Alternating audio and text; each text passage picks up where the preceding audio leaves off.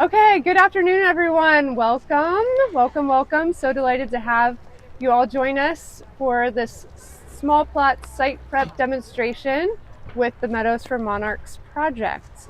And I'm Susan King. I'm here representing Pollinator Pathway of Licking County, which is a partnership of many organizations, many of which are represented here today, including Master Gardeners, including Licking Soil and Water. We have partners including Dawes Arboretum and Licking Land Trust and the libraries and OSU Newark and Denison. So how Pollinator Pathway got started, give one of my props, was inspired largely in the wake of the seed was planted, shall we say, by author, entomologist, and ecologist Doug Tallamy, who came to Licking County in December 2022 and spoke before a crowd of, there were over 500, close to 600 people who came to hear his talk. He's one of the thought leaders of our time, and his message is really about we need to put the plants back. And we need to do it in our own yards, and not just any plants, but the native plants that are essential to our pollinators and other wildlife, especially insects at the base of the food web.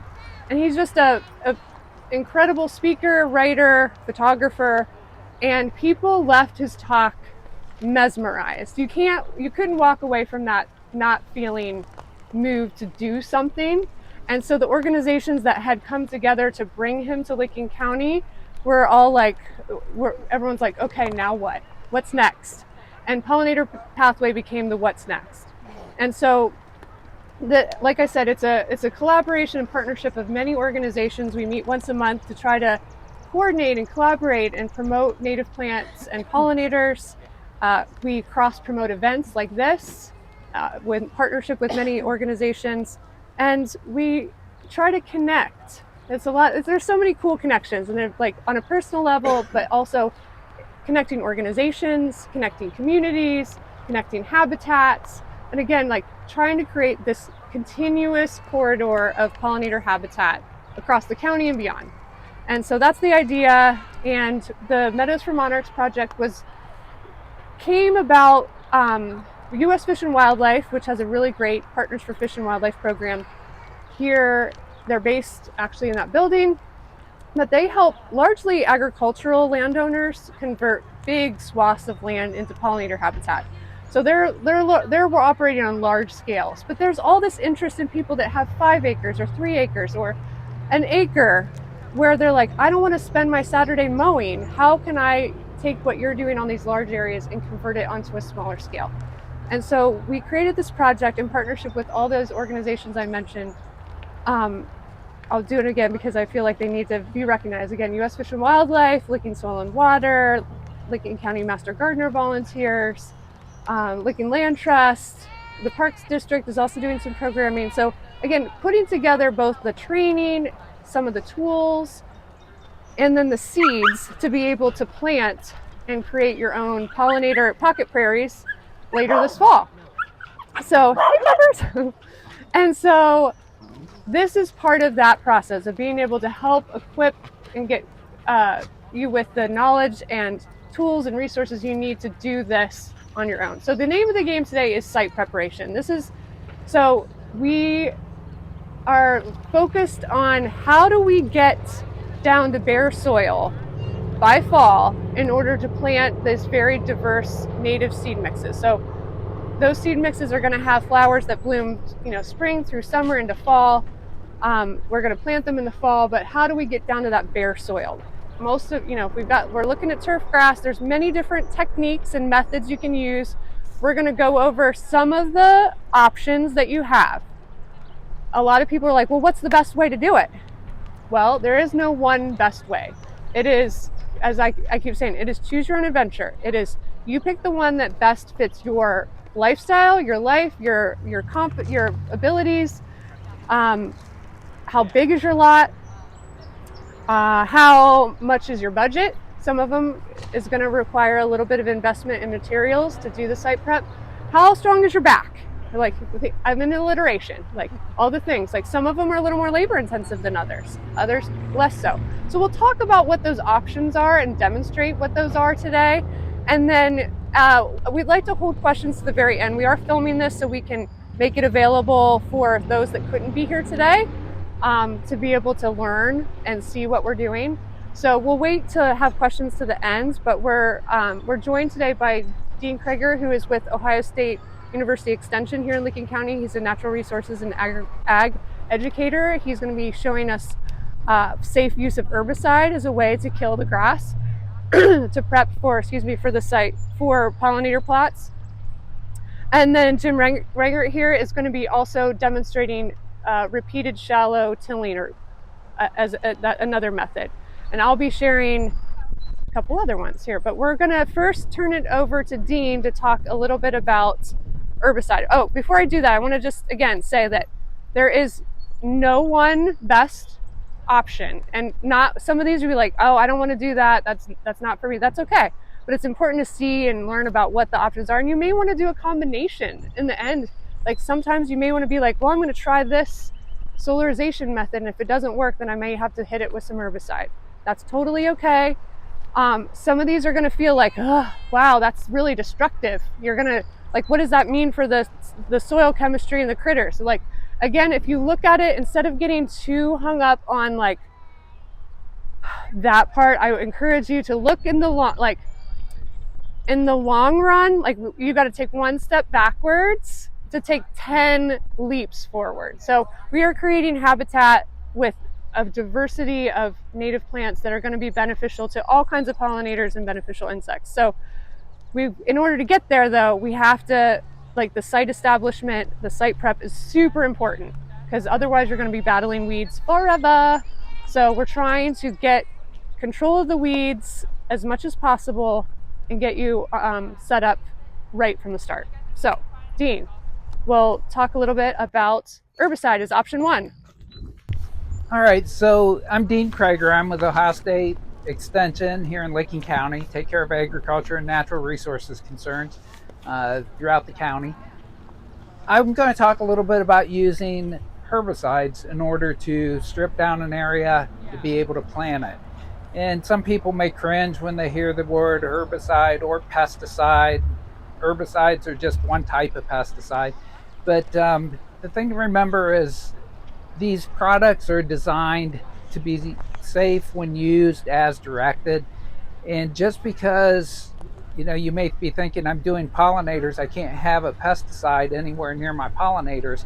But when we look at herbicides that are specifically designed for killing vegetation, they are keyed into chemical processes that go on in plants and not in insects or animals, so that they are meant to do the least harm for any kind of pollinator insect that's out there. So in general, herbicides are very pollinator friendly. Unless you spray it on the pollinators coming back into that area are not affected by it. You obviously don't want to do it if you have a whole bunch of clover and you're spraying when the bees are out there or something like that. But in general, the herbicides are good and safe to the pollinators. So one of the things to remember is there are a lot of differences in the herbicides that you may pick out in order to do an area. And you need to read the label and pay attention to what's in the product before you use it. One good example is we always hear a lot about Roundup and all the problems with Roundup. Well, Roundup is actually a trade name. It used to always be Roundup was equal to glyphosate. Glyphosate was the actual chemical that was used. But now, if you go to Lowe's or Home Depot or someplace like that and you buy Roundup, glyphosate probably isn't in it. There are other products labeled Roundup, and they have different chemicals in it and they have different effects. So there's some of those that are called like Roundup for lawns, which would kill broadleaf plants but won't kill any grass.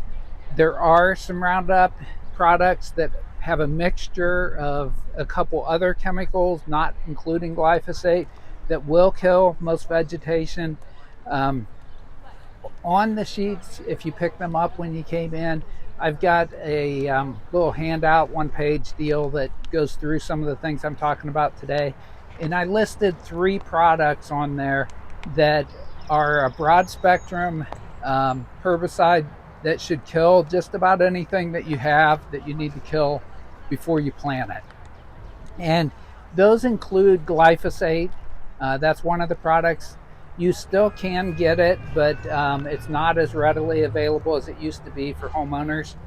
Glufosinate is another one. Names look awful familiar. You just got to look at the label to make sure. But glufosinate is one that is actually, it was created, if I understand right, out of a soil bacteria that caused death to plants around it. So it sort of created naturally out of the soil bacteria. It is a broad spectrum herbicide that works very well, like if we had a patch like this and we needed to kill it off. Another one is diquat. And diquat is something, if you worked with ponds, a lot of pond herbicides to control pond weeds may contain diquat in them, but there's a difference between the aquatic diquat and the one that you'd use on a grassy type area. But those are all products that will work and don't have long-term effects on the soil. So like glyphosate, you could go in and you could spray it, and you could go in tomorrow and plant it, and it's not going to affect your seed. The glufosinate, I'm not sure if you could do it quite that fast. The label says to wait 7 days, I think, 5 days or 7 days, something like that, before you replant. So again, a short time that's going to have its effect after it's applied. It's only going to affect the plants that are growing at that time. The products also may have a combination of 2 of those different products in them, but the best thing is to look for those ingredients. The label on the product is considered the law. With all pesticides, the label is part of the Universal Revised Code, and so it makes it legal, and the use of that pesticide needs to be done according to that label. It's going to tell you exactly how much to put in a given area. A lot of times, especially with the homeowner ones, they may say, 2 ounces per 1,000 square feet or something like that. If you buy a bigger container, it may say 3 pints per acre. And it's a matter of doing the math in order to know how big is the plot that you're doing. So do the math conversion for, how many 1,000 square feet am I doing? And so how much product do I need to put in? You put that in your water, mix it together, spray it till it's all gone, and you should have an even coverage that's going to kill what's there and still have done it correctly.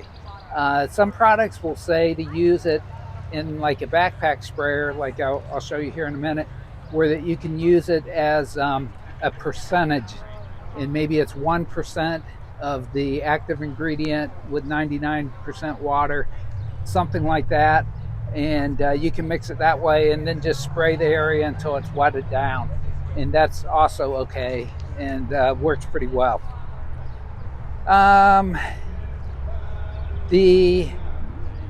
Those labels are based on a lot of testing, and if we go out and we use them in a different way, we may get disappointing results. So it's important to use them as they're required.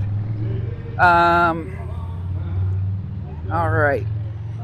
As far as when you're spraying it, what I'm going to do today, this is just straight water. So if anybody has concerns, it's a clean sprayer with just pure water in it. The label on the pesticide is going to tell you what safety precautions you need to use. Typically, it's going to say long sleeve shirts, long pants, socks, and shoes. That's usually it. It may tell you what type of gloves to use, usually a nitro glove or something like that when you're mixing it is a nice idea, so that if you have any splashing or anything goes on, that you're protecting yourself. I'm wearing boots. You don't have to wear boots, but in an area like this where you're going to be spraying and you're going to be walking potentially in the area that you're spraying, having a boot that you can wash off is great.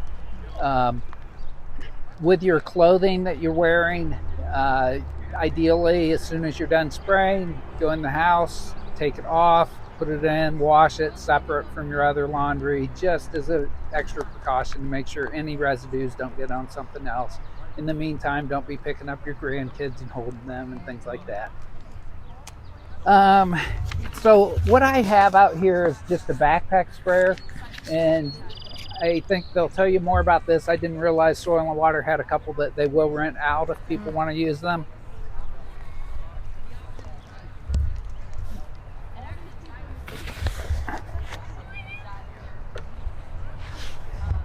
You don't need to have a backpack sprayer. You can use a little handheld one. They're a little cheaper. One like this, last year I bought this for about $75, I think. You can get a real cheap one, like through Harbor Freight, for about $30. The only downside I found on those is if you want to use different tips, the tips may not be interchangeable, and so you might be a little bit limited on that. When you're spraying, typically, let's see, a lot of the handheld sprayers have an adjustable tip, so if you loosen it out, you may spray a real tight, hard stream. If you tighten it down, you can get a fine mist. Usually you want to spray at least a reasonably fine mist. You don't need to have it as fine as possible. On a day like today when it's a little windy, ideally you're not going to be spraying right now because it's going to want to blow. If you are spraying with a little bit of wind, if you have a little coarser spray, then the drops don't spread as far as they do otherwise. So when you go to do it, ideally just pick a spot in a corner so you know where you are and you can work your way. It's good to just work backwards so you're not walking in what you've already done. I have seen examples where somebody's using something like glyphosate or a complete weed killer, and then they walk out of that area, walk across the yard, and you can see their footprints where it's actually killed the grass. So it will stick on your shoes if you are walking through the wet part. But you can just, these things, they make ones that have electronic pumps on it, but I just have a hand pump. They're really easy to just walk backwards and just spray. You can watch, and when it's wet, it's good. Just want to make sure that everything's thoroughly covered so that it all gets the same amount of spray and it all will die. As you see, you can cover quite a bit of area pretty quick. Herbicides aren't for everybody. There's situations where they're probably your best option, situations where they're not. And everybody has their personal opinions, and whether you use them or not, that's your decision. But I think that's the information I wanted to cover on them, and we'll move on to the next part. Okay, now we're going to talk about a couple other methods. We good on sound? Okay. We're going to talk about a couple other methods of site prep. So herbicide is great on both small and larger scale plots. This next one that I'm going to talk about, smothering, is really only available on smaller plots. So this is a way that you can make, whether it's just a little garden bed, or if you want to prep your site for the Meadows for Monarchs project seeding this fall, this is another option. So the basics are this. You're basically using organic matter to smother the grass and weeds and add organic material kind of to help build the soil up, right? So you're actually using a material that everybody's got around their house, right? No one orders anything from Amazon ever, right? But cardboard. So before you get a site, before you lay down the cardboard, it's important that you cut your grass pretty low as you can. And then I also recommend irrigating it a little bit. So watering it slightly. Try not to spray. The last group I sprayed, people. You're lucky.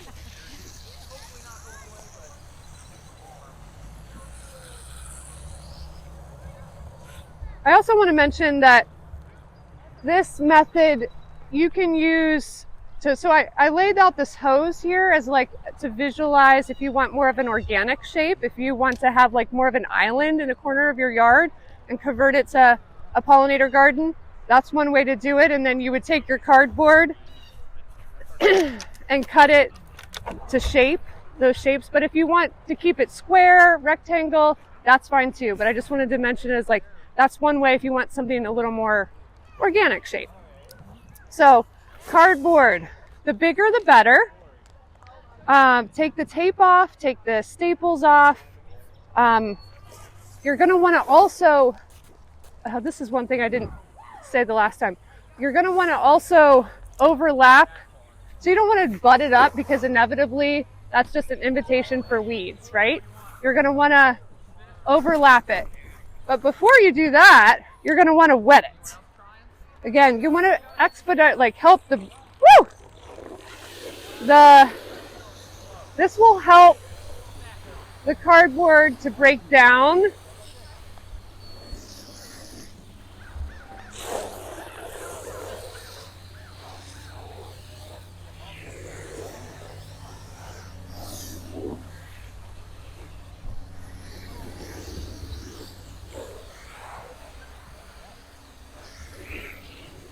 Okay, that actually was very refreshing. Thank you. So we're just going to do a small area for demonstration purposes only, of course, but to give you an idea of how this works. So again, overlapping the edges, bigger is better. I like medium weight cardboard, like the Goldilocks. Not too thin, not too thick. Some of those really waxy boxes are not great. They just don't break down fast enough. This is a nice medium weight.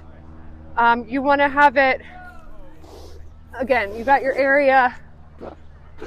You can use lots of different organic material. So when I made my first garden bed using this method, which goes by many names, there's sheet mulching, layering, smothering, lasagna, that's the word, yes. Lasagna gardening, that is another term for it. I would put down a layer of compost, some leaf, if you have like leaves,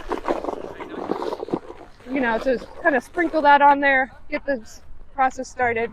And then it is literally a lot of mulch, like a very thick layer, whoopsie,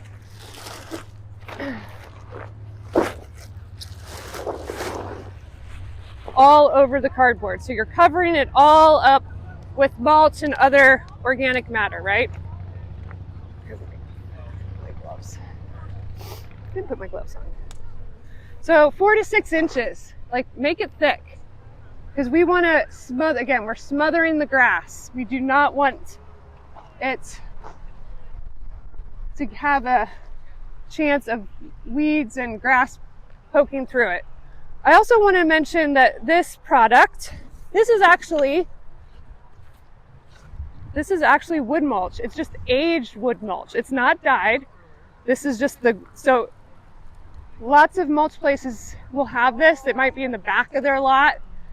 I recommend trying to find this. What's great about wood mulch is that there's no weed seeds in it.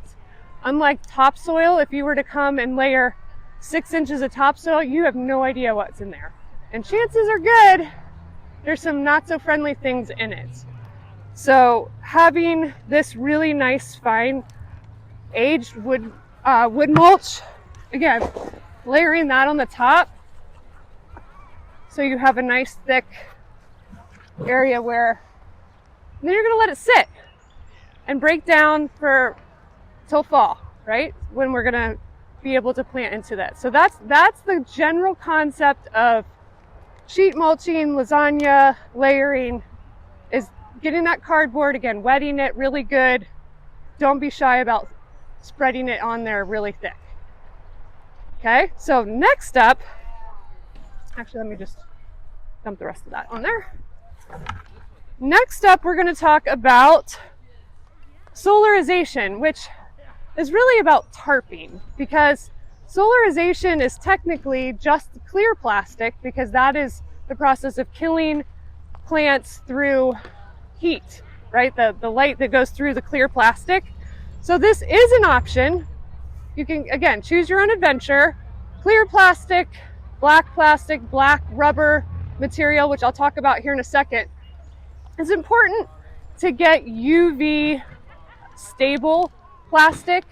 If the only thing you have, I'm shouting, like, let me just say this. If for instance, you have a source for just whatever type of clear plastic and it's free, that's all you have, absolutely get it. Because buying big rolls can get expensive.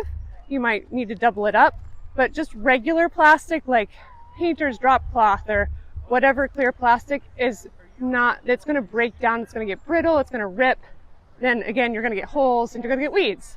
So greenhouse plastic, if you have any friends that have hoop houses or greenhouses that the plastic is at the end of its life, it's a great way to recycle it and to reuse it to solarize your soil. If you use clear plastic, you're going to want to stretch it out. And again, this is just for demonstration purposes. And then you're going to want to bury the edges. So I've created a little trench here, like for 4 inches or so. If you're doing a large area, you might want a ditch witch or something to just and dig a trench. But otherwise, you're going to want to bury the edge.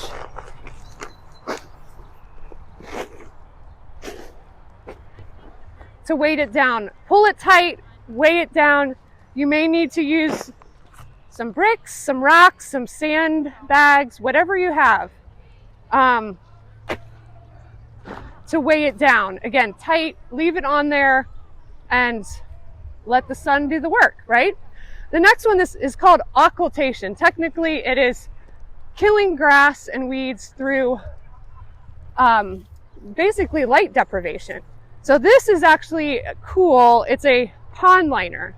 So it is a synthetic rubber. It's heavy. It's fish and wildlife safe. And we have a few samples of this. What's nice is that it's heavy and it can be reused multiple times. You can also do rolled rubber roofing. That's another product that people have used. Tarping, you could also do silage tarps if you've got some, excuse me, access to some that people are done using. Again, you're smothering the grass by, the plants can't photosynthesize because they're under this black tarp. This one, you probably still want to weight it down. I might not bury the edges. I might put something, because this is a more expensive material and you want to maximize every inch. You could, if you wanted to, if you don't want to look at the black plastic, you could throw mulch over it too. And if you want that, like if it's a forward facing plot that you want to keep the neighbors happy, that's another option. But through the Meadows for Monarchs project, we do have a few pieces of samples. First come, first serve. If you're enrolled, you can get a piece of this rolled rubber roofing. It's 45 mil. It's pond liner. A great option for it's pretty easy in terms of like not a lot of heavy lifting. So that's really the basics of those couple methods. Again, choose your own adventure. They all have their pros and cons, but the goal, keep the goal in sight, is we're creating amazing pollinator habitat with lots and lots of amazing native plants providing blooms throughout the spring, summer, and fall once we get them seeded. But we can't just be, I'm not going to hand you like hundreds of dollars worth of seed to just scatter into grass, because that's not going to work. And we'd just be wasting our money and our time, right? And nobody would be happy because then it would just be weedy. So we need to get down to that bare soil. And so these are different strategies to help get you there. So with that, I'm going to hand it over to Jim, who's going to talk a little bit about repeated shallow tilling and cultivation as a way to prep your site. Okay, I'm not sure you can all hear me, but if you want to move down, why, maybe you can. Being a master gardener, we're part of the Ohio State University, and we try to follow all the practices of the university as master gardeners. One of them is tillage, and we're going to look at several different ways you can till certain areas that you want to seed, garden, or whatever. Over the past few years, we've noticed quite a change in tillage. If you look on your cell phone, you've probably see something called deep tillage, like 8 to 10 inches. And if you were starting 15 years ago, you would probably be tilling 6 to 8 inches. Maybe you'd call somebody with a small tractor and a 2-bottom plow and plow this area up, incorporate the dry matter on top into the soil to help aerate it. Today we've looked at all different methods of that, less tillage, whether it's agriculture or in your garden. If it's like my place, when they dug the basement, they used all the basement soil for the fill dirt around my house in the areas. So my suggestion is the first thing you need to do is take a soil test. See what you got. You may not need anything, but more than likely you will. Dean Krieger will be able to help you with that soil test. He'll have the application form and the bags and everything for you to do that. The second thing is, if you're going to do this kind of applications, is it the soil right? This was done about 10 days ago, tilled 10 days ago, and we've had about 5 inches of rain on it. That's a lot of water. So is this soil, can we till the soil right now? Let's find out. I'm going to take a spade here. I'm going to spade down into the soil about 6 to 8 inches, and we're going to find out whether or not this soil is dry enough to till. I'm going to take some of this in my hand. I'm going to crumble it up. If it crumbles up like that, it's ready to till. If I'm making a ball, stay off of it. You don't want any more compaction. It's not time. Give it a couple hours or maybe a couple days. You'll be fine. If you're doing a garden, for example, I don't like to walk in the area that I'm going to plant. And so I'll maybe mark off 4-foot sections. I can reach in 2 feet with my arms on each side. I can plant that area. I'll put maybe a 1-to-12 board down through here to walk on, so it distributes my weight. I'm not compacting the soil. I think that's real important. That's one thing that I really don't like about the tiller, is because you're walking behind it and you're tramping on the soil that you just tilled up. You can recompact that if the soil is not correct, if it's not dry enough. So all these tools here I have are basically tillage tools. This particular one here is called a soil fork. You can get one called a broad fork, which is about this wide. It's only like a 4-tine. But you take that fork. If you don't want to have a tiller, if you don't have a tiller and you don't want somebody to come in and till it for you, push down on this, raise it up like this, turn it over, keep going down through there, turn it over, and pretty soon you got a good place to start doing your seeding. All these things are really important. The rake, the hoe, the shovel, whatever method you want to use, they're considered all tillage tools.